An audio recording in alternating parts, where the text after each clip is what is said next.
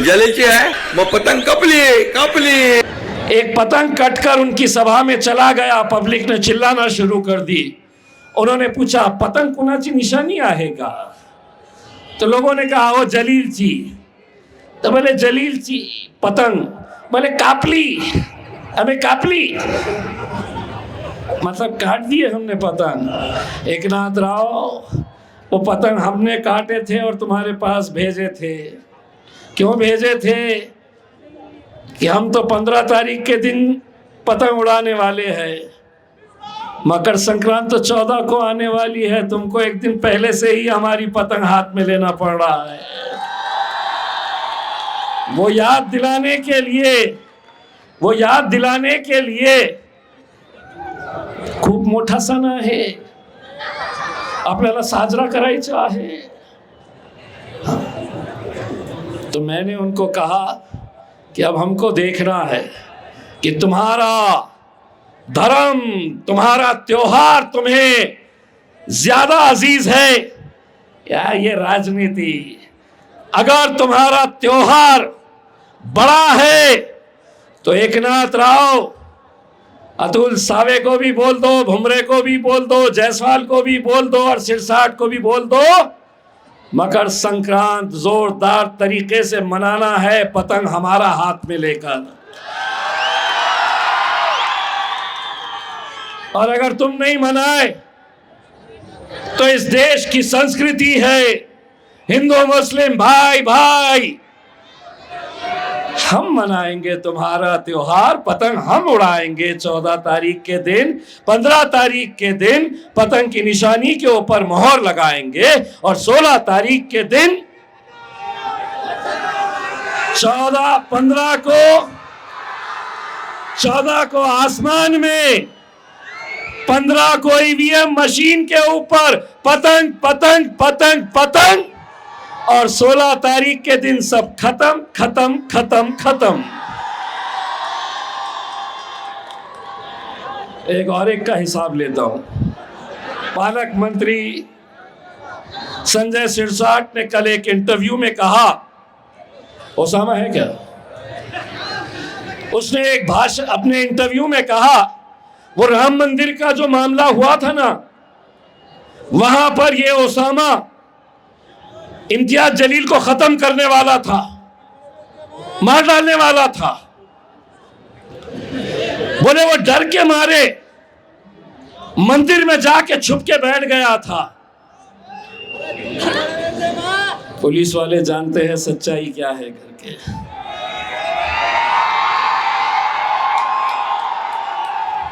जब भगवान राम की सुरक्षा के लिए, उनकी मंदिर की सुरक्षा के लिए, जब इम्तियाज जलील उस मंदिर के अंदर जाकर बैठा था तो संजय सिरसाट गोदड़ी ओढ़ कर सो रहा था। सुबह 5:30 बजे, जैसा फिल्मों में होता है, पूरा हीरो गेम कर डालता है, तब 5:30 बजे पुलिस की गाड़ियां आती है, वाह वाह वाह वाह वाह वाह, और उसके पीछे आते हैं हिंदू धर्म के रक्षक कहने वाले अतुल सावे। काय झालं इथं? काय झालं? संजय सिरसाट साहब आते हैं। क्या हुआ था इधर? क्या हुआ था? कुछ हुआ था बेटा? जब तू गोदड़ी में सो रहा था तो तुम्हारा बाप वहां पे उस मंदिर की हिफाजत करने के लिए बैठा हुआ था। मंत्री है, हम कुछ भी बोल लेंगे, हम कुछ भी जो चाहे अपने मन में आया बोल लेंगे। कल जितनी भी सभाएं हुई थी ना, कल कौन कौन थे? उद्धव ठाकरे साहब की सभा, एकनाथ शिंदे साहब की सभा, भाजपा का कोई नेता आया। भाजपा का कौन आया था मालूम क्या?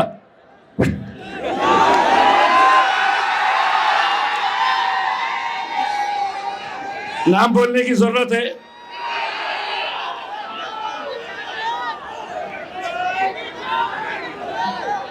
धीरे से बोलता हूं।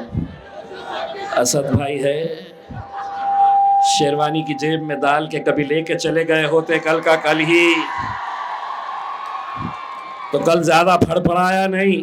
उसको मालूम था कि पप्पा आए हुए हैं हैदराबाद से, जेब में डाल के लेके निकल चलेंगे, वरना बहुत फड़फड़ाता है, बहुत फड़फड़ाता है। तो इनकी सभाएं हुई, एक आम खास में भी हुई। कितने लोग बैठे थे मालूम क्या? ये जितने हैं ना, पूरी उतनी उनकी सभा में बैठे हुए थे। लेकिन ये पूरी सभाओं में असद भाई बोल रहे ये ज्यादा है।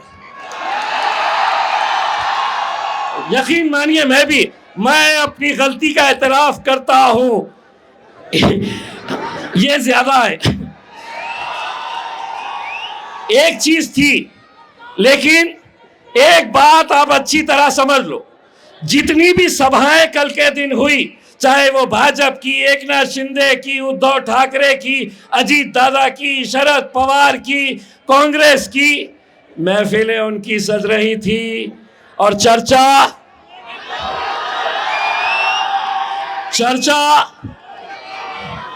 दूल्हे भाई का चर्चा हो रहा था, दूल्हे भाई का चर्चा हो रहा था। खत्म कर दो बोले। अरे यहां पर इंशाअल्लाह मेरे भाई, मैं आप लोगों से यह अदबन गुजारिश करना चाहता हूं, हमने 2024 में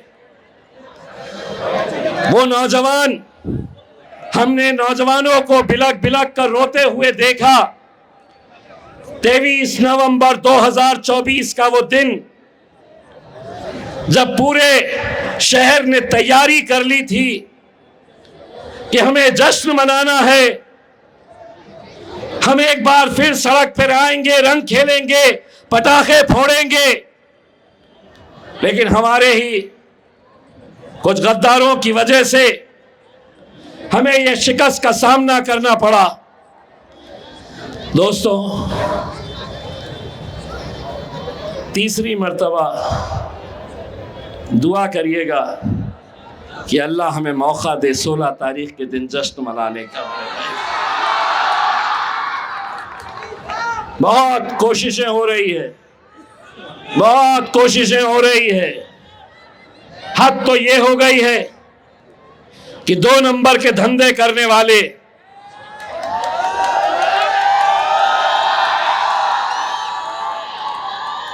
अफसोस ये होता है कि हम पुलिस का, प्रशासन का बहुत सम्मान करते हैं, इज्जत करते हैं। ये कौन लोग हैं? गरीब बच्चों का राशन, जो खिचड़ी जिला परिषद के स्कूल के गरीब बच्चों को पहुंचाई जाती है। हाँ, आपको मालूम है ना, मेरा यही सवाल है कि एक आम आदमी को पता है, पुलिस को क्यों नहीं पता चलता है?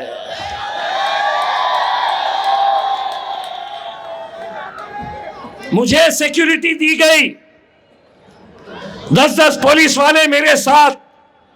मैंने पुलिस कमिश्नर साहब को हाथ जोड़कर कहा कि साहब, मुझे सिक्योरिटी की जरूरत नहीं है, मेरी हिफाजत मेरा अल्लाह करने वाला है। मैंने सिर्फ उनसे इतना कहा कि शहर के ये गुंडे मवालियों को आप अंदर करिए, किसी को सिक्योरिटी देने की जरूरत नहीं पड़ेगी, किसी को सिक्योरिटी की जरूरत नहीं पड़ेगी। आज लेकिन यही लोग, देखिए इनका इतिहास निकाल के, 2014 में 2500 वोट, 2019 के अंदर 5555 वोट, 2024 के अंदर 5924 वोट। एमएलए का ख्वाब देख रहे, एमपी का इलेक्शन लड़ रहे, फिर वही की वही गैंग अलग अलग पार्टियों के जरिए फिर आ जाती है मैदान में।